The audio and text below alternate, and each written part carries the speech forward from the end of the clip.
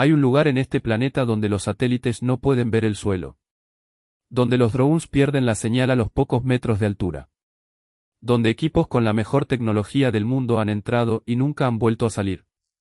No estamos hablando del fondo del océano. Estamos hablando de algo que está aquí mismo, en la superficie de la Tierra, a plena luz del día. El Amazonas profundo cubre más de 5,5 millones de kilómetros cuadrados, y después de más de 500 años de expediciones todavía existen zonas, áreas del tamaño de países enteros, que ningún ser humano ha pisado jamás. No porque nadie lo haya intentado, sino porque la selva simplemente no lo permite. Cuando pensamos en explorar la selva, imaginamos machetes, mapas y un poco de paciencia. La realidad es completamente distinta. El dosel del Amazonas, la capa superior de árboles, puede alcanzar los 60 metros de altura, y debajo de esa capa la luz solar que llega al suelo es menos del 2% de la que hay arriba. Gran parte de la selva profunda vive en una semioscuridad permanente, incluso al mediodía. Esto no es solo un dato curioso, es la razón por la que la tecnología moderna falla ahí abajo. Los satélites de mapeo óptico, los mismos que usamos para ver cualquier calle del mundo, literalmente no pueden atravesar ese techo de vegetación. Lo que ves en un mapa satelital del Amazonas profundo no es el suelo real, es la copa de los árboles. El terreno que hay debajo sigue siendo, en gran parte, un misterio cartográfico. En 2019, un equipo de investigadores usando tecnología LIDAR, un láser capaz de atravesar la vegetación, descubrió estructuras humanas antiguas bajo el dosel de zonas que se creían completamente deshabitadas. Ciudades, caminos, sistemas de canales, todo esto había estado ahí, invisible, durante siglos. Existen zonas del Amazonas conocidas como Várzea y Gapó, bosques inundables que cambian de estado según la temporada. Un área que en marzo es tierra firme, en julio puede estar bajo 4 o 5 metros de agua. Esto vuelve inútil cualquier mapa fijo. Las rutas que un explorador traza un año pueden desaparecer literalmente bajo el agua al siguiente. No hay caminos permanentes porque el terreno mismo no es permanente. A esto hay que sumarle algo que pocos consideran: la selva profunda es, en términos de terreno, prácticamente un laberinto sin puntos de referencia. No hay montañas visibles, no hay líneas de horizonte, no hay forma de orientarse a simple vista. Equipos de rescate han documentado casos de exploradores experimentados que se perdieron a menos de 2 kilómetros de su campamento base y tardaron días en ser encontrados, cuando fueron encontrados. La agencia que monitorea a los pueblos no contactados en Brasil calcula que existen zonas del Amazonas donde ningún equipo gubernamental ha logrado establecer presencia permanente en más de 40 años de intentos. No es falta de tecnología. Es que el terreno mismo se defiende. Aquí está la parte que la mayoría de la gente no conoce.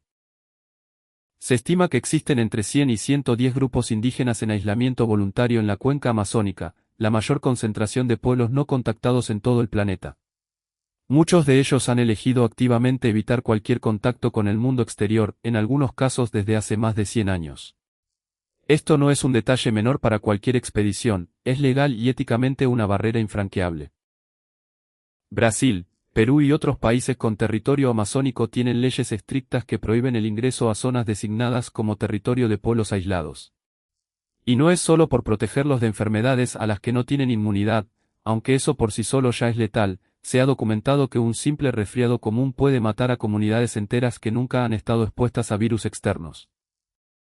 También es porque estos grupos, en más de una ocasión documentada, han respondido a la intrusión con flechas.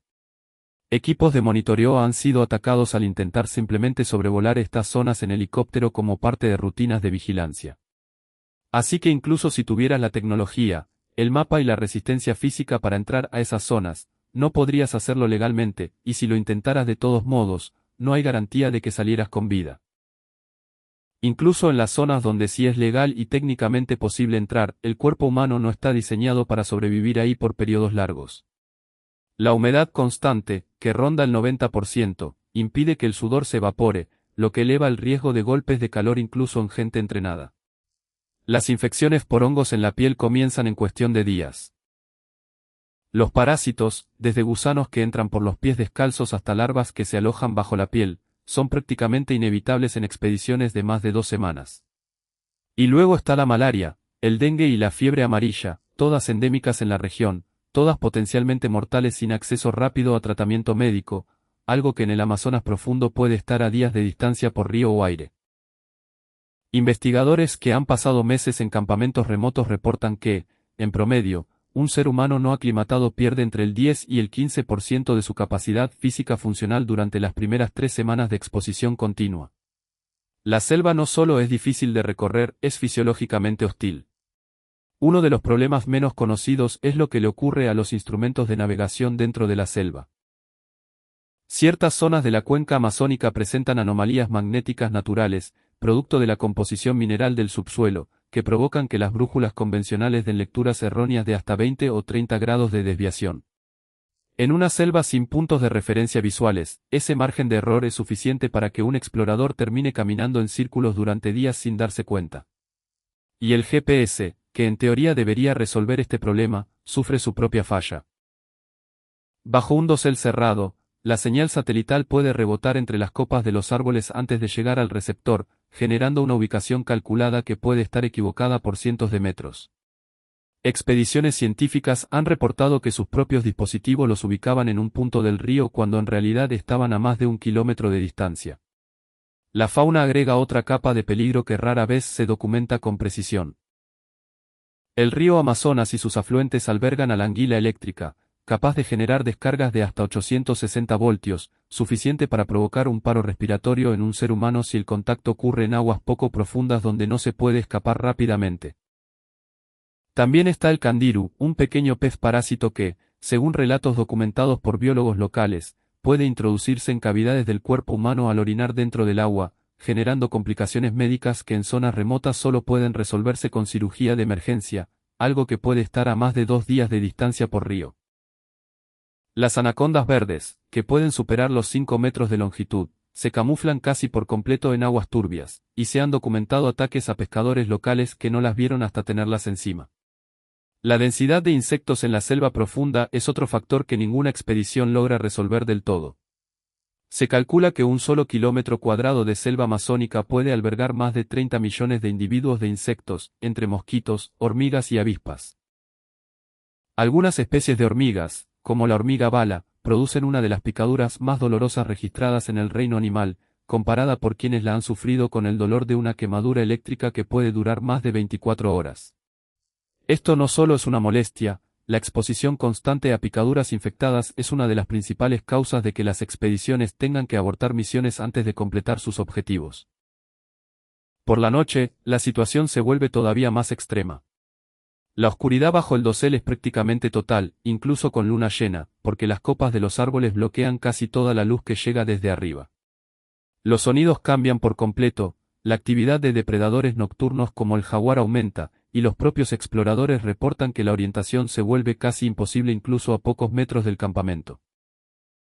Por esta razón, la gran mayoría de las expediciones científicas actuales prohíben el desplazamiento nocturno fuera del campamento base, sin importar la urgencia.